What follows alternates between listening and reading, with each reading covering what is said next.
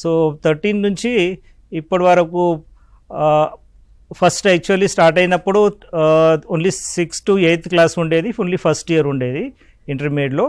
So దాని తర్వాత every year ఒకటి 9th క్లాస్, మళ్ళీ నెక్స్ట్ ఇయర్ 10th క్లాస్ అలా సెకండ్ ఇయర్ ఎక్స్టెన్షన్ అవుతూ ఇప్పుడు ప్రతి సంవత్సరం మా దగ్గర మా స్కూల్ గురించి ఇప్పుడు ప్రతి సంవత్సరం అన్ని రంగంలో మేము అన్నిట్లో మా పిల్లలందరూ ప్రతి దాంట్లో పార్టిసిపేట్ అవుతూ డిస్ట్రిక్ట్ లెవెల్లో మరియు స్టేట్ లెవెల్లో కూడా చాలా మట్టుకు పిల్లలు మంచి అంటే ఫస్ట్ రావడానికి ప్రయత్నం కూడా జరుగుతూ ఉంటుంది. మళ్ళీ కొన్ని యాక్టివిటీస్లో ఫస్ట్ కూడా వచ్చారు.